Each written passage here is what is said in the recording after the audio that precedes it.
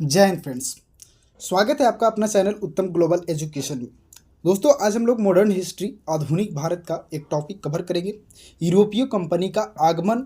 और इसमें हम लोग पुर्तगाल ईस्ट इंडिया कंपनी के बारे में पढ़ेंगे। जब भारत में यूरोपीय कंपनी आया था तो सबसे पहले कौन आया था?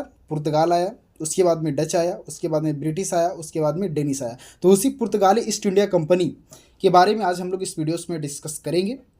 और अगर आप चैनल पर नए हैं तो चैनल को सब्सक्राइब जरूर कर लें। दोस्तों, ये बहुत ही मोस्ट इंपॉर्टेंट टॉपिक आज हम आपको बताने वाले हैं, तो वीडियोस को लास्ट तक बने रहें।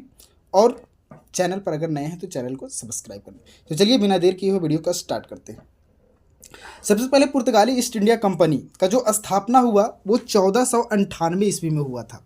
कब हुआ? 1498 ईस्वी में, 1498 में इसकी स्थापना हुआ। किसकी? तो पुर्तगाली ईस्ट इंडिया कंपनी की। एंड सेकेंड जो है 17 मई 1498 को पुर्तगाली नाविक वास्को डी गामा, ये वास्को डी गामा नाम से आप परिचित होंगे, क्योंकि ये जो वास्को डी गामा है, अक्सर लोग कहते हैं कि वास्को डी गामा जो है भारत का खोज किया, बट ऐसा कुछ नहीं है। ये भारत का खोज नहीं किया था, बल्कि क्या भारत पहले से भुलाया हुआ था। इससे भी पहले लोग यहाँ पे साम्राज्य हुआ करते थे भारत में, तो भारत तो भुलाया हुआ नहीं था। इसने वो काम किया था कि ये समुद्र के रास्ता से व्यापार कैसे किया जाए, तो ये मार्ग का खोज किया कि समुद्र से व्यापार कैसे किया जाए, तो ये मार्ग का खोज किया था वास्को डी गामा। तो यही जो है 17 मई 1498 को पुर्तगाली नाविक जो है वास्को डी गामा गुजराती पथ प्रदर्शक अब्दुल मजीद, ये पूछ सकता है, कई एग्जाम में पूछा भी हुआ है कि अब्दुल मजीद के सहायता से केरल के कालीकट बंदरगाह तक पहुंचता है। वास्को डी गामा जब भारत आता है तो वो केरल के कालीकट में, सबसे पहले भारत में कहाँ पहुंचता है? केरल के कालीकट बंदरगाह तक पहुंचता है। और वहाँ के शासक, तत्कालीन शासक जो रहते हैं वो कौन थे? जेमोरिन ने उसका भव्य स्वागत किया और उसकी जहाज को मसाले से भर दिया। उसका स्वागत किया, पूरा कोट पैंट चढ़ा करके आया था, टाई बेल्ट लगा करके आया था, तब विदेशी था। तो उसको देखा कि अरे बाप रे बाप, टाई बेल्ट वाला आदमी आया है। जहाज़ पर बैठा करके उसको शेयर भी करवाया, उसका बीवी को घुमाया, जेमोरिन को घुमाया, सबको घुमाया। तो खुश होकर के जो है तो उसका जहाज़ को क्या किया? मसाला से पूरा भर दिया, मसाला से भर दिया। तो इस मसाले भर दिया, तो इस मसाले के अतिरिक्त जो है से वास्को डी गामा कुछ और मसाले खरीदे। कम ये जो लालची आदमी नहीं था, वास्को डी गामा जैसे कम लालची आदमी नहीं था। ये इसके अलावा जो है से और मसाला खरीदता है, अतिरिक्त वास्को डी गामा कुछ और मसाले खरीदे, जिसे वह पूरे यूरोप में बेचकर 60 गुना मुनाफा कमाया। ये पॉइंट आप याद रखोगे। कितना मुनाफा कमाया था? 60 गुना मुनाफा। यहाँ से खरीद के लेकर के गया और वहाँ जा कर के बेचा तो 60 गुना मुनाफा कमाया। दोस्तों, तो यहाँ पर आपको 3 से 4 पॉइंट आपको याद रखना है कि पुर्तगाल ईस्ट इंडिया कंपनी का स्थापना कब हुआ? तो 1498 में हुआ। पुर्तगाली जो है व्यापारी सबसे पहले कौन भारत आया था? तो वास्को डी गामा भारत आया था। किसकी सहायता से? केरल के कालीकट में वो पहुंचा। तो अब्दुल मजीद के सहायता से केरल के कालीकट में वो पहुंचा। और केरल के कालीकट में जो तत्कालीन शासक थे वो कौन थे? जेमोरिन था। और जो वास्को डी गामा जो मसाला खरीदा वो अपने देश में जा करके कितना गुना वो प्रॉफिट कमाया? तो 60 गुना प्रॉफिट कमाया। एंड नेक्स्ट, 1500 ईस्वी में दूसरा व्यापारी, जब 1498 में कौन आया था? वास्को डी गामा आया था। तो फिर 1502 साल बाद दूसरा व्यापारी पेड्रो अल्ब्रेज कैब्राल नामक जो है से व्यापारी फिर 1500 ईस्वी में भारत आया। और फिर 1502 में वास्को डी गामा पुनः भारत आता है। 1502 में फिर कब आया था? 1498 में। और फिर दोबारा कब आया? 1502 ईस्वी में वो फिर भारत दोबारा आता है। उसके बाद नेक्स्ट पॉइंट है कि 1503 ईस्वी में जो है से पुर्तगाली ने पहला व्यापारिक केंद्र कहाँ पे खोला? तो कोचीन में। पहला व्यापारिक केंद्र जो है से कोचीन में पुर्तगालियों के द्वारा खोला गया। क्वेश्चन पूछ सकता है दोस्तों, तो क्वेश्चन ये पॉइंट को आप ध्यान में रखिएगा कि 1503 ईस्वी में पुर्तगालियों ने पहला व्यापारिक केंद्र कोचीन में खोला। एंड सेकेंड जो पॉइंट है कि 1505 ईस्वी में जो पुर्तगालियों को जो द्वारा है दूसरा व्यापारिक केंद्र कन्नूर में खोला गया था। तो पहला व्यापारिक केंद्र कहाँ खोला गया? कोचीन में खोला गया। कब खोला गया? तो 1503 ईस्वी में खोला गया। दूसरा व्यापारिक केंद्र कहाँ खोला गया? तो कन्नूर में खोला गया। कब खोला गया? तो 1505 ईस्वी में खोला गया। एंड नेक्स्ट पॉइंट, 1505 में ही फ्रांसीसी डी अल्मेडा को पहला गवर्नर जनरल, उस टाइम में गवर्नर जनरल को वायसराय भी कहा जाता था, बनकर भारत में भेजा गया, बनाकर के भारत में भेजा गया। किसको? फ्रांसीसी डी अल्मेडा को। फ्रांसीसी डी अल्मेडा को है जो पहला गवर्नर जनरल, पुर्तगाल का पहला गवर्नर जनरल बना करके भारत में भेजा गया। नेक्स्ट पॉइंट, अब यहाँ पे फ्रांसीसी डी अल्मेडा जो आया तो उसने क्या किया, क्या नीतियाँ चलाया, क्या उसका कार्य रहा, क्या क्या वो किया, इसके बारे में थोड़ा जानकारी लेते हैं। जो फ्रांसीसी डी अल्मेडा भारत आते ही जो है सो उसने किला, दुर्ग और फैक्ट्री का निर्माण करवाता है दोस्तों। किला, दुर्ग और फैक्ट्री का निर्माण करवाता है। ये किला और दुर्ग जो फैक्ट्री होता है वो कोई व्यापारिक का केंद्र नहीं होता है, समझ गए ना, कि जैसे में अगर वो इसलिए करवाता है कि जो भी व्यापारी किया जाए, व्यापार गृही जो व्यापार भंडार जो भी व्यापार किया जाए उसको एक स्टोर रूम, जिसको हम तो आमतौर पर बोल सकते हैं एक स्टोर रूम के तौर पे वो था कि हम व्यापार ला करके यहाँ पर पुर्तगाली के अधिकारी जो रहेंगे, जो व्यापार करेंगे वो भी यहाँ पे स्टे करेंगे, रुकेंगे, और साथ साथ में जो सामान लाया जाएगा वो भी यहाँ पे रखा जाएगा। तो इसीलिए वो किला, दुर्ग फैक्ट्री का निर्माण करवाया था। सबसे पहले इसने नौसेना को मजबूत करने के लिए, कौन? फ्रांसीसी डी अल्मेडा जो है नौसेना को मजबूत करने के लिए नीली पानी का नीति चलाया। इसको ब्लू वाटर पॉलिसी भी कहा जाता है। इंग्लिश में आप कर सकते हो ब्लू वाटर पॉलिसी, यानी नीली पानी का नीति चलाया। इसी बीच में जो है ये नीली पानी का नीति क्या होता है? शांतिपूर्वक व्यापार करने का नीति। शांतिपूर्वक व्यापार करने का नीति, कि हमको किसी से ओल झोल नहीं करना है, हम यहाँ पर सिर्फ आए हैं शांति से व्यापार करने के लिए आए हैं, तो हम यहाँ से शांति से व्यापार करेंगे और अपना देश लेकर के जाएंगे। इस नीली पानी का नीति का मतलब कि शांतिपूर्वक व्यापार करने का नीति। इसी बीच में जो है 1508 में चौल का युद्ध होता है। किसके किसके बीच में होता है? तो वो फ्रांसीसी डी अल्मेडा के बीच में और त्रिजुट राज्य तुर्की, मिस्र और गुजरात, ये दोनों के बीच में जो है क्या होता है? चौल का युद्ध होता है। वो कब होता है दोस्तों? 1508 ईस्वी में होता है।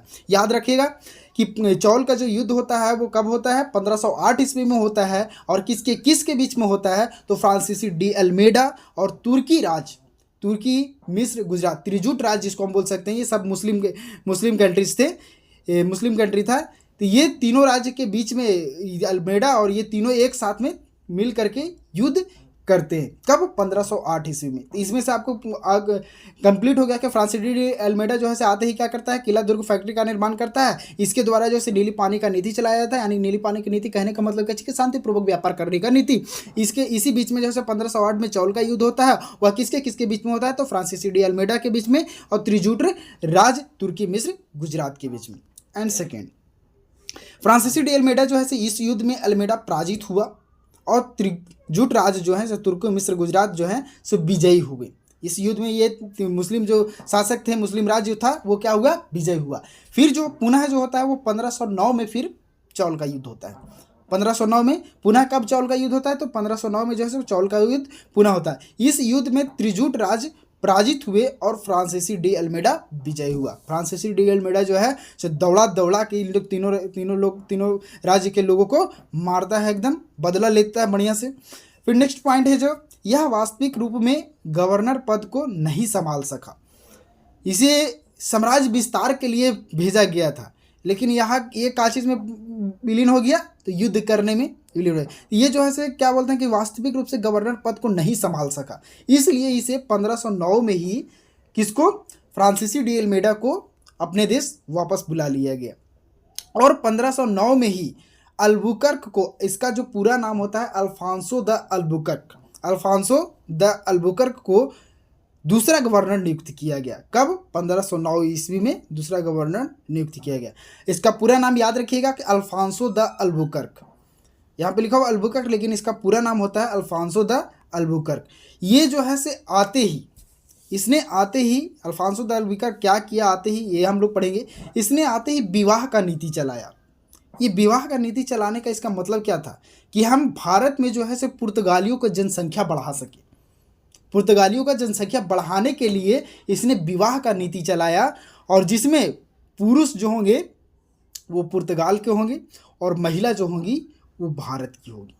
बड़ा ही बुढ़वा, बड़ा सारा होशियार था। ये आते ही मैं एकदम क्या किया, एक तो बूढ़ा था और विवाह की नीति का इसने प्रारंभ किया कि जनसंख्या हम बढ़ाएंगे, जिससे हमारा एक अलग रुतबा, नेम, फेम, आइडेंटिटी बने।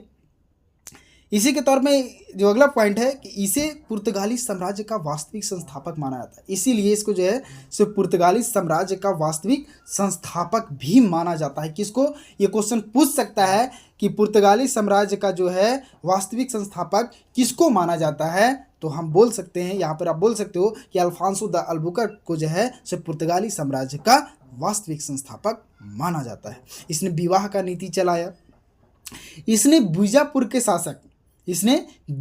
के शासक यूसुफ आदिल शाह, याद रखिएगा, यूसुफ आदिल शाह से 1510 में गोवा को जीता।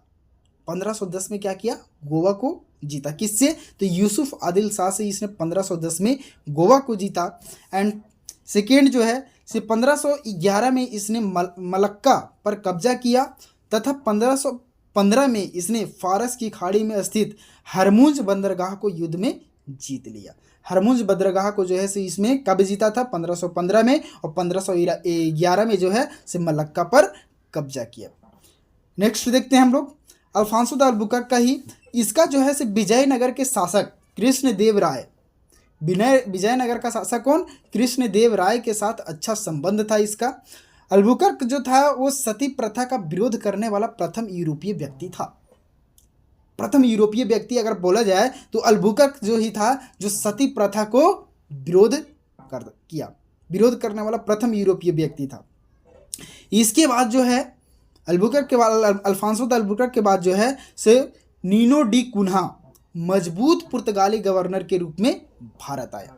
नीनो डी कुन्हा जो है से मजबूत पुर्तगाली गवर्नर के रूप में भारत आता है, और ये आते के साथ में क्या करता है, इसके बारे में देखते हैं। नीनो डी कुन्हा जो है से इसने गुजरात के शासक बहादुर शाह से युद्ध किया, जहां बहादुर शाह युद्ध के दौरान में समुद्र में डूब जाने के कारण उसकी मृत्यु हो गई। युद्ध के दौरान में जैसे समुद्र में वो डूब जाते हैं, डूब जाने के कारण से क्या है, उनका मृत्यु हो जाता है। किसका, बहादुर शाह का। गुजरात के शासक कौन, बहादुर शाह। यह युद्ध बेसिन के जीतने की प्रक्रिया में किया गया था। बेसिन जो क्षेत्र है वो युद्ध जो है बेसिन के जीतने की प्रक्रिया में किया गया था। नीनो डी कुन्हा के अंततः बेसिन एवं द्वीप पर कब्जा कर ही लिया। इसने जो है से अंततः ही क्या किया, बेसिन और द्वीप पर कब्जा कर ही लिया।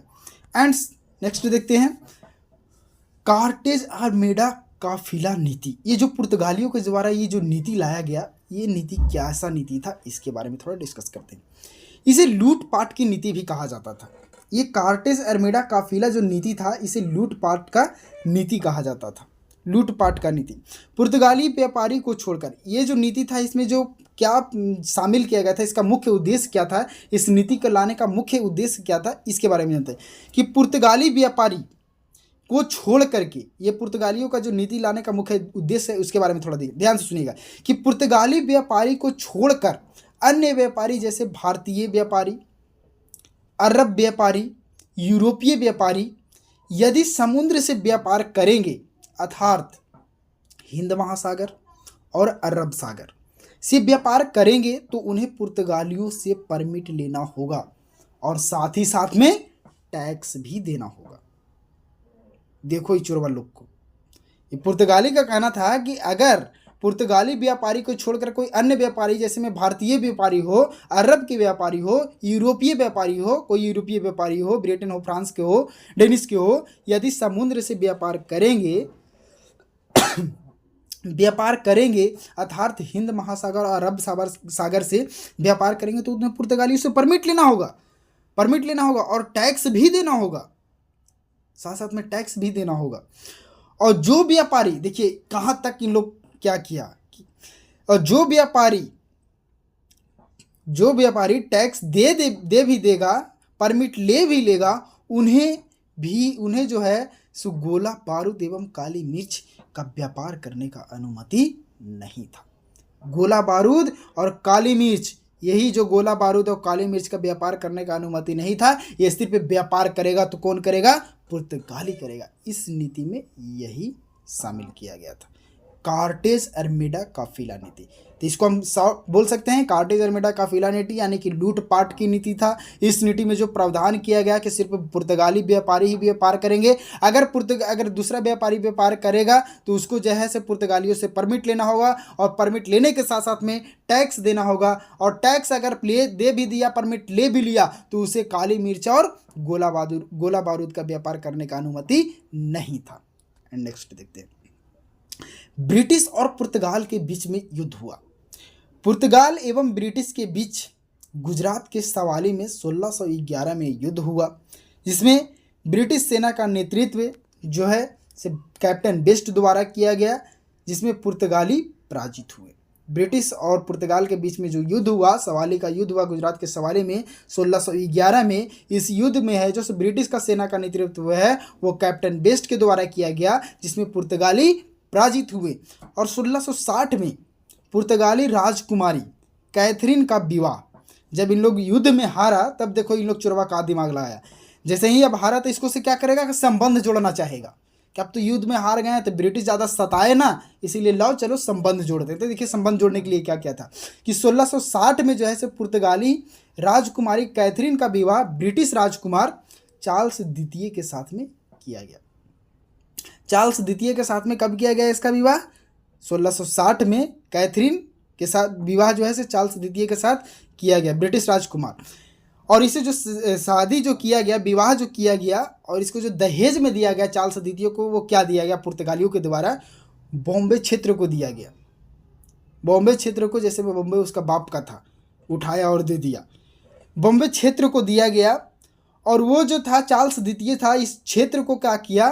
ब्रिटिश ईस्ट इंडिया कंपनी को 10 पाउंड वार्षिक में बेच दिया।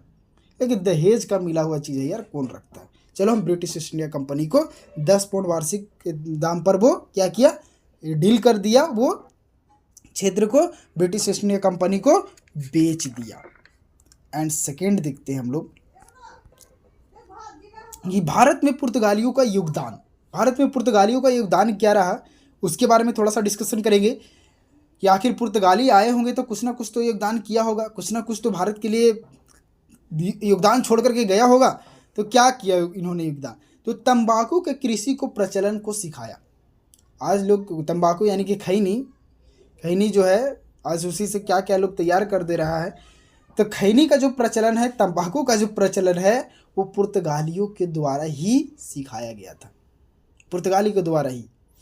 और प्रिंटिंग प्रेस की स्थापना पुर्तगालियों द्वारा किया गया। और 1556 में गोवा में प्रथम प्रिंटिंग प्रेस की स्थापना पुर्तगाली द्वारा किया गया। गोवा में प्रथम प्रिंटिंग प्रेस की स्थापना कब हुआ? 1556 ईस्वी में। क्वेश्चन पूछ सकता है, पूछा हुआ क्वेश्चन भी है। इसके साथ साथ में जो है सो गोथिक स्थापत्य पद्धति का प्रचलन पुर्तगालियों द्वारा किया गया। यानी इसका मतलब गोथिक स्थापत्य का मतलब क्या? नुकीले मेहराब। साथ ही साथ में जो है सिपाही जहाज का निर्माण की पद्धति पुर्तगालियों द्वारा करवाया गया। इसी पद्धति, गोथिक पद्धति के माध्यम से ही जो आज भारत में जो है से गिरजाघर का निर्माण करवाया गया है। साथ ही साथ में जो है से पानी जहाज निर्माण की पद्धति पुर्तगालियों द्वारा ही लाया गया था। पानी जहाज का जो व्यापार करने के लिए उन लोग तो पानी जहाज को चाहिए था, उपलब्धता, तो इसको जो निर्माण का जो पद्धति है वो पानी जहाज का, वही पुर्तगालियों द्वारा लाया था। इसके साथ साथ में आलू के कृषि का प्रचलन भी पुर्तगालियों ने ही दिया था, सिखाया था। एंड इसका नेक्स्ट देखते हैं, पुर्तगालियों का पतन क्या रहा होगा, पतन का कारण, आखिर इनका पतन क्यों हुआ? तो ईसाईकरण का नीति, वही अल्फांसो द अल्बुकर्क जो विवाह का नीति चलाया कि नहीं मेरा साम्राज्य यहाँ पर बढ़ेगा, मेरा यहाँ पर जनसंख्या हम बढ़ाएंगे। इससे जो हुए वहाँ का शासक क्या हुए? विरोध किए। महिला जो थी, जो जबरन यहाँ पर क्या किया गया था? शादी करवाया जा रहा था। जो महिला तैयार नहीं थी शादी करने के लिए, उसको भी जबरन शादी करने के लिए राजी करवाया जा रहा था। इसी के कारण से क्या हुआ? वहाँ के जो लोग हुए वो विरोध किए और उसको साथ नहीं दिए। इसी कारण से इसका ईसाईकरण का नीति इसका बर्बादी का कारण रहा, पतन का कारण रहा। साथ साथ में लूटपाट की नीति, वही कार्टेज अरमेडा काफिला नीति में लूटपाट की नीति कि हम व्यापार हम सिर्फ हम ही करेंगे और अगर दूसरा व्यापारी व्यापार करेगा तो उसको परमिट लेना पड़ेगा, और परमिट लेना पड़ेगा, अगर परमिट ले रहा है तो उसको टैक्स भी देना पड़ेगा, और अगर परमिट टैक्स दोनों कर दिया तो उसको क्या चीज़ है, गोला बारूद और मिर्च का व्यापार नहीं करना। इससे क्या हुए, दूसरे क्षेत्र के दूसरे देश के व्यापारी जो हुए नाराज हुए और उसका सहयोग नहीं किए। ये भी एक पुर्तगाली का पतन का कारण रहा।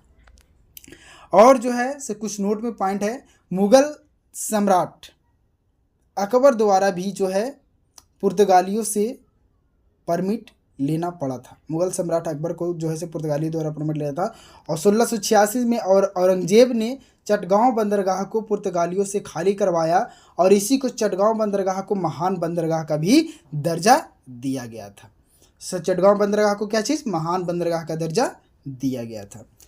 तो दोस्तों उम्मीद करते हैं वीडियो अच्छा लगा होगा। Thanks for watching. अगर वीडियो अच्छा लगा है तो दोस्तों लाइक शेयर सब्सक्राइब करना ना भूलें। फिर मिलते हैं नेक्स्ट वीडियोज़ में। अगला हम लोग का टॉपिक रहेगा, मैं इसी वीडियोज़ में आपको बता दे रहा हूँ, डच ईस्ट इंडिया कंपनी। तो इस वीडियोज़ को अगर नहीं देखे होंगे तो पूरा लास्ट तक देखिए और नॉलेज दीजिए, और कमेंट सेशन में कमेंट करके बताइए कि आपको अगला किस टॉपिक पर वीडियो चाहिए। धन्यवाद दोस्तों, मिलते हैं अगले वीडियोज़ में। Bye bye, love you.